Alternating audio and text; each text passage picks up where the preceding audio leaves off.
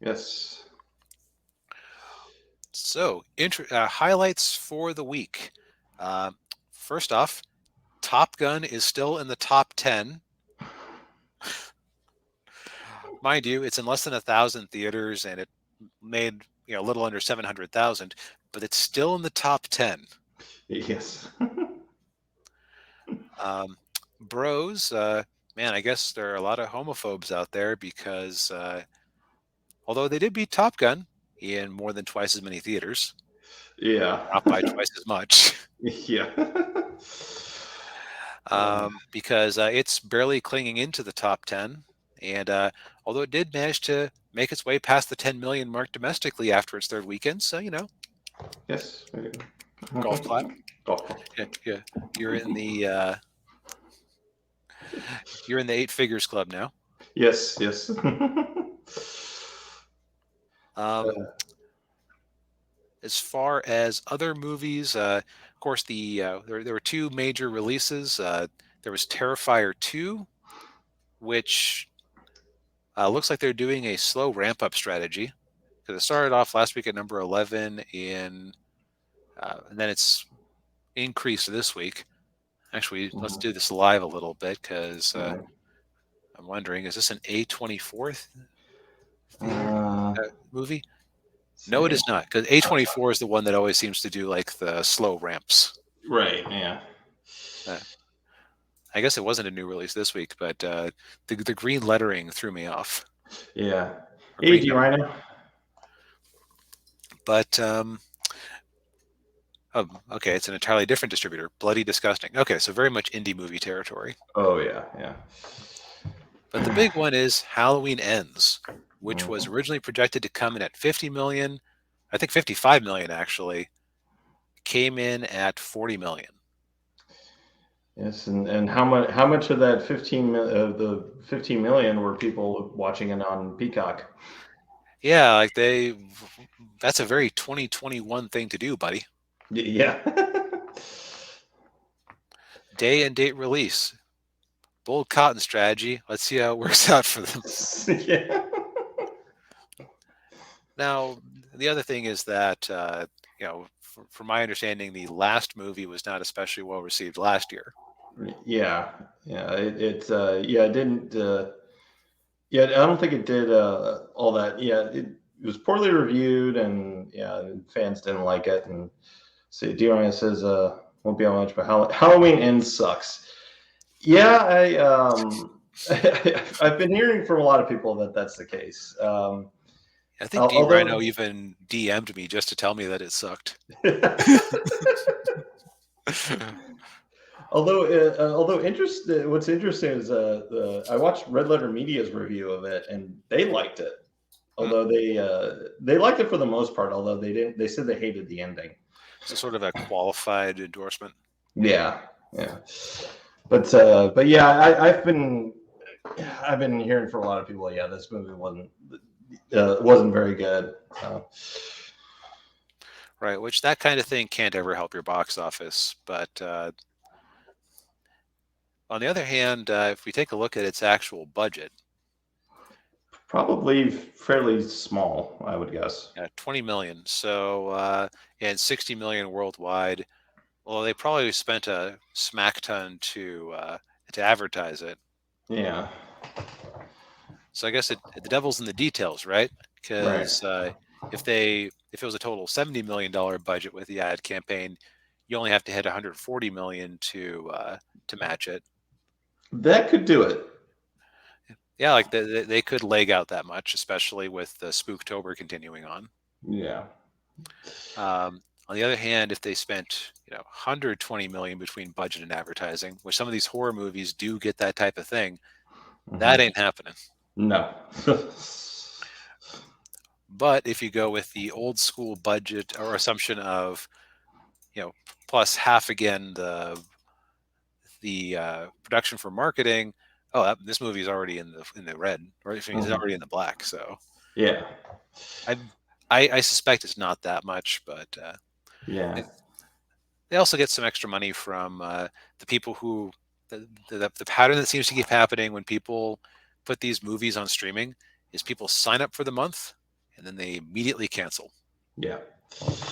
So you get a little bit of money from all those people signing up for Paramount, Peacock for the weekend, or for the month. Excuse me. Right. Yeah, and of course, it was produced by Blumhouse, which, if you know anything about Blumhouse, they're known for smaller budget movies, and making a movie like this. It's 20 million, and then if it makes over 100 million, they're like, all right, that's good. So it's one of those things. Like, it's horror movies. It tends to happen with some horror movies. It'd be interesting to see what happens with this. Although, given the poor reception it's gotten so far, and the poor reception the last movie got, and the fact that you can just watch it for not quite free, but you don't have to buy tickets for a whole family. Right. Although I don't know very many people who would be taking their little kids to this. Okay, you're right. You don't have to buy a ticket for you and your date and popcorn. Right. Yeah. Although, what was weird, when there was a kid, when I went and saw John Wick 3, there was a mom that brought her like 10, 11-year-old son to that movie. I'm like, okay. Yeah. You know what? Everybody's different. Maybe there are some 10 or 11-year-olds who can handle that type of movie. Yeah. Or maybe we know the future school shooter. Yeah. Yeah, it's just like hard to say. Yeah. I was just thinking about that kid, right, as John Wick is sticking a knife in a guy's eyeball. But yes, moving on. Yes. So the big release this week is going to be Black Adam. Mm-hmm. So this was a very expensive movie to make at $200 million, and that budget was here a minute ago. Oh, there it is. And boy, for those of you at home who might be watching, give you 10 seconds to guess what the estimate is for its opening in the States. 10, 9, 8, 7, 6, 5, 4, 3, 2, 1. 60 million. Oh, that is an ouch. Yeah. Also, so far, reaction to it, critics hate it. Actually, let me go and refresh. Okay, unchanged since half an hour ago. So critics hate it. Audiences seem to really like it. Which seems to be par for the course with many DC movies. Right, because we were talking a little bit about this before the show, because it's we often emphasize the story, but that's because we're writerly people who like to think about stories and how to make them. Mm-hmm. There is a class of movie fan who legitimately dislikes the spectacle and wants to see the action figures mashed against each other. Yes. Which kind of sounds like that's what this is. I was watching the Chris Gore show over at Film Threat, because his co-host there had gotten into a screener to watch it. And everything he said made it very tepid. Yeah. And Chris was like, well, is Henry Cavill Superman in it? And he had to be neutral. There is a character who it may have been spoiled that they're in the movie. Okay. And it kind of sounds like he's there, like a post-credit scene or like a very short scene.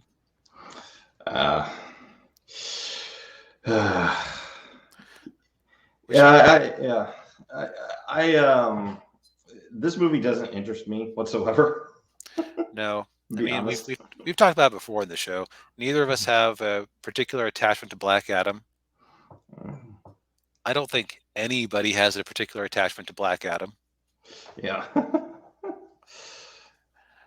I mean, I've been reading comic books since I was 6. more Marvel than DC, to be fair. But Mm. um, Black Adam, in my mind, was always just like, oh, I guess he's tied into Captain Marvel or something. I don't know. Yeah. Whatevs. Well, now he's called Shazam. Yes, but in my heart, he will still always be Captain Marvel. Yeah. But the real Captain Marvel. Anyway, Yes. that. Yeah. But I mean, I feel like this movie was like, and they've been really pushing Black Adams and Black Adams. I sound like such a mom. Oh yeah, the Black Adams. Oh yeah. We're going to go see Black Adams. that would be like a good man.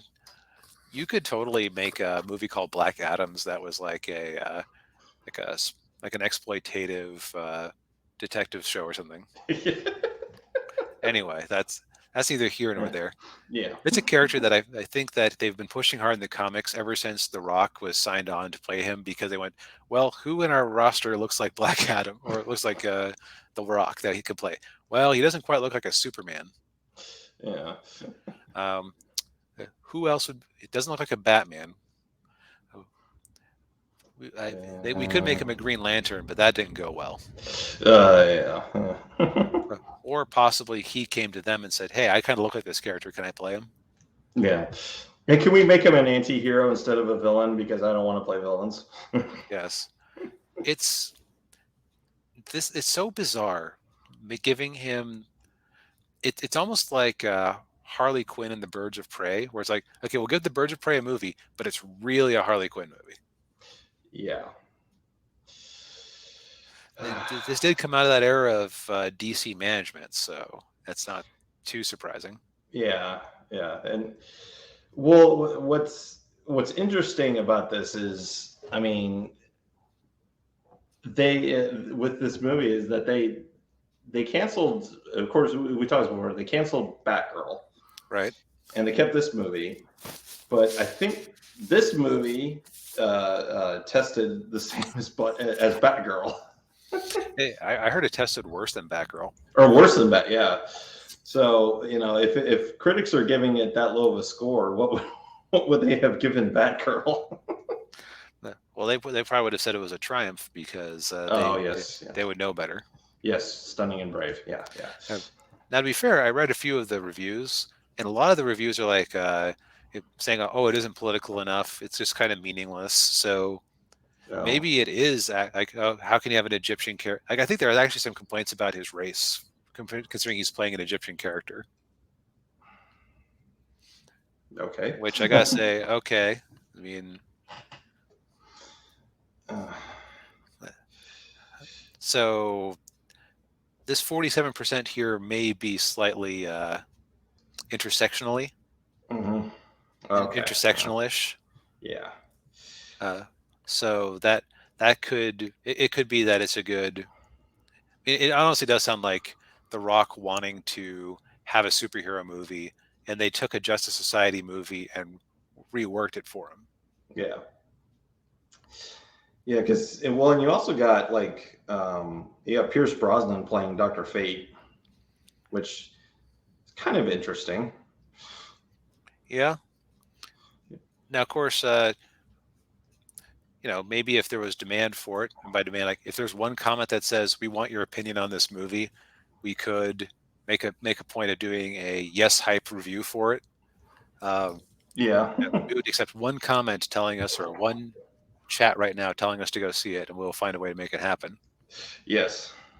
But otherwise, we can wait for the other problem they have: 45-day release window. If we just wait for December, it's right there in our HBO Max subscription. Yeah. Yeah, and just watch it there, like we did with the Batman. Yep. Yeah. And like Daniel here did with Lightyear, because I guess he hates himself. Yes. Although I haven't done that with Thor: Love and Thunder. Don't plan to either. Nope. I don't feel the need to see screaming goats. I too thought that was kind of funny in 2009. Yes. Taiko, you're such a crazy guy. Oh yeah, yeah. But yeah, it's now the thing is, like, you might say, okay, but Guardians of the Galaxy did well, and who was clamoring for Rocket Raccoon the movie? But it's a more inherently fun and colorful concept. Like Rocket Raccoon and Groot in a trailer. Like, what is this? I got to see this. This is interesting. Yeah, yeah. And of course, he had. Of course, I don't know if Chris Pratt was that big of a name back then. He was he was like well known for Parks and Rec. Uh-huh. Actually, it was funny. Between seasons, there, I think he was in the movie between. He shot the movie between seasons. He was either 3 or 4 or 4 and 5. Yeah. He was always the fat, dumpy guy Okay. on the show. And so, of course, he worked out to be Star-Lord. Yeah. And in the show, they just had him show up at the start of the next season. What? I forget his character's name. Chris, what happened to you? I don't know. I just started running and didn't stop.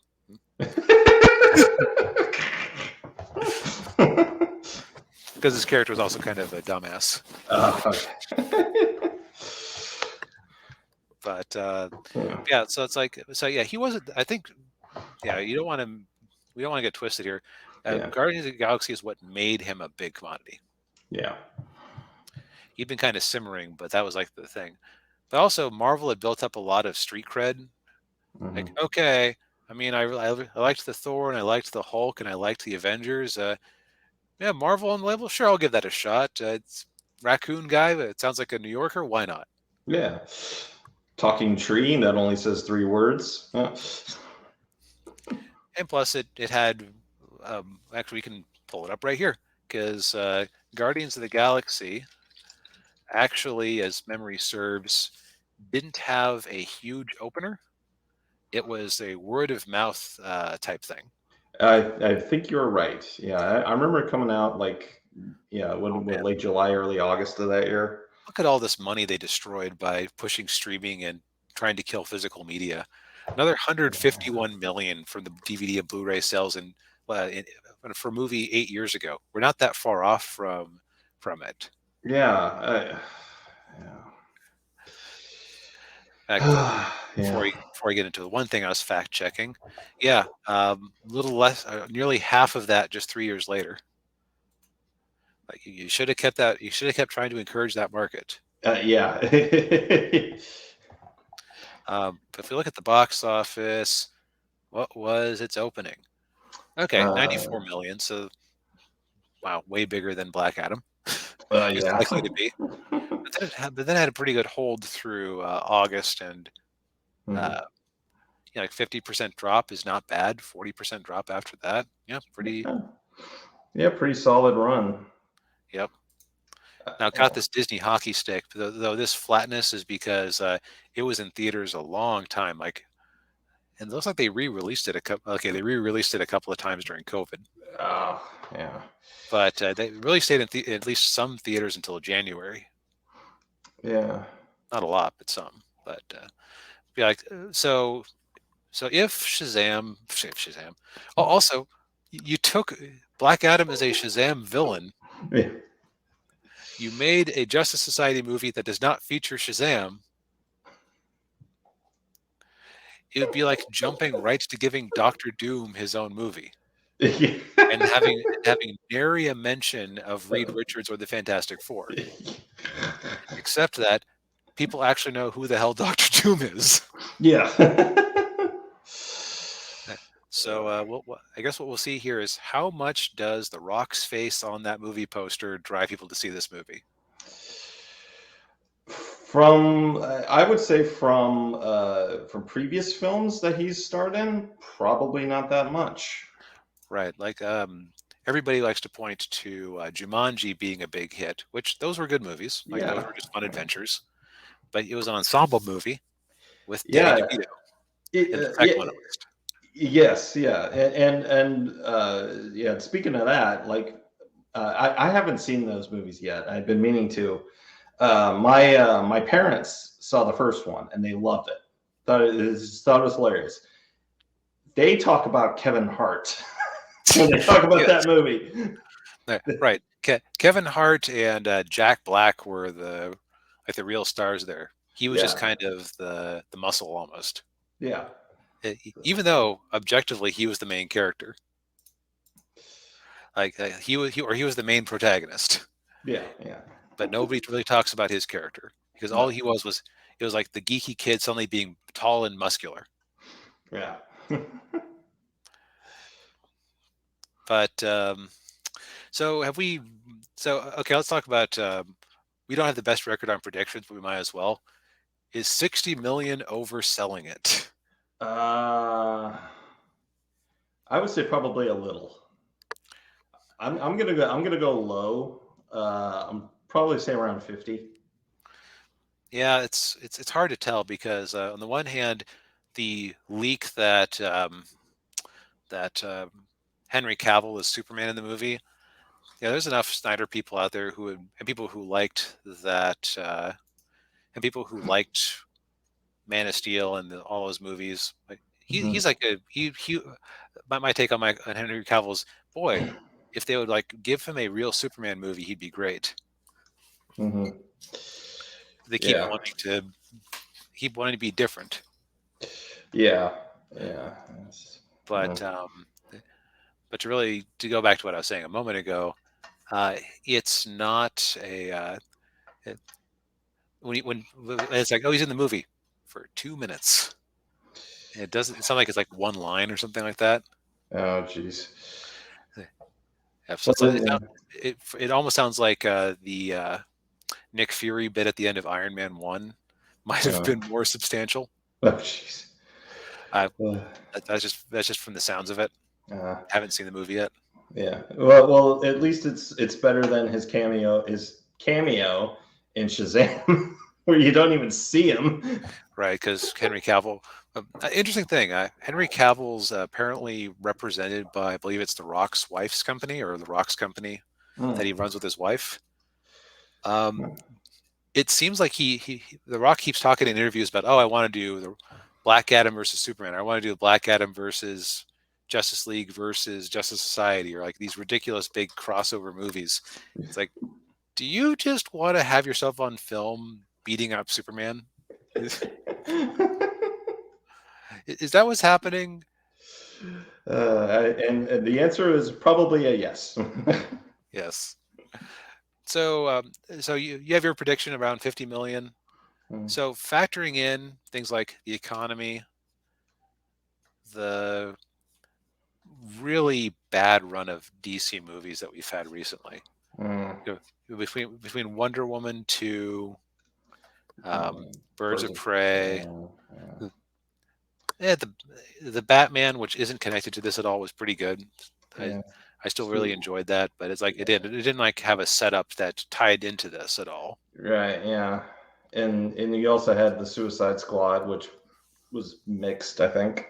Yeah, and it bombed horribly, but it also came out before the world was really going back to movie theaters, so it's hard to judge it on that basis. Yeah. But okay, so Henry Cavill being in it at all means a certain level of Snyder fans are going to go to it regardless. The question is, how many of them are there actually? And weren't they already going to go see this movie even without Cavill in it? Yeah, that's the question. I think they were probably going to go regardless of whether or not Cavill was going to be in it. Right. So,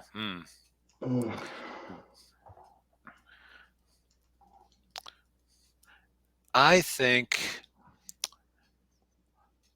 you know what? I'm not going to underestimate. I think so. Domestic, I think it's going to do 60. The one projection, I think I'm going to say that this prediction is close enough. Okay. You know, plus minus 10%. Okay. And they were saying that internationally they thought 130 million, which would basically mean all the other markets doubling this opening, which makes sense because The Rock really does well internationally, way more than in the U.S.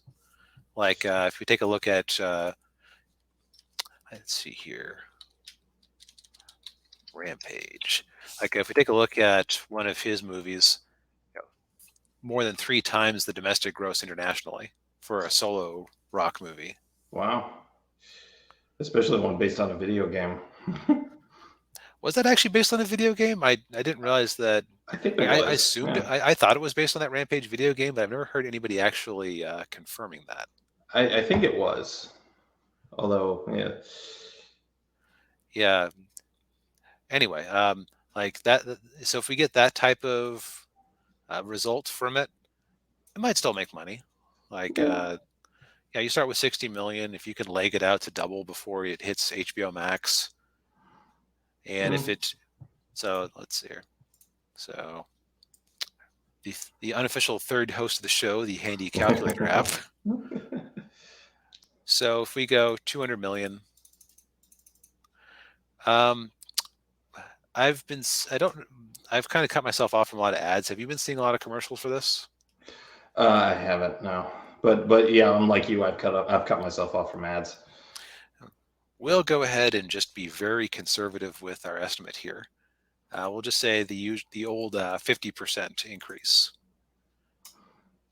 Yeah, this thing's got to make 600 million minimum to break even. Yeah. So if it starts off with 60 million US, that's not a great sign for it. No. Yeah. And yeah. And now this will seem like a black eye on the current leadership at DC. Ha! Well, you lost all that money on the movie, and why didn't you release the Batgirl, you bigots? Well, because you got to stop the bleeding somewhere. Yeah, and Batgirl was going to be on HBO Max anyway. It wasn't going to be released in theaters, so Right. A lot of the expense that they would have been looking at would have been to try to pretty it up for theaters, but that's either here nor there. So so that's our last piece there.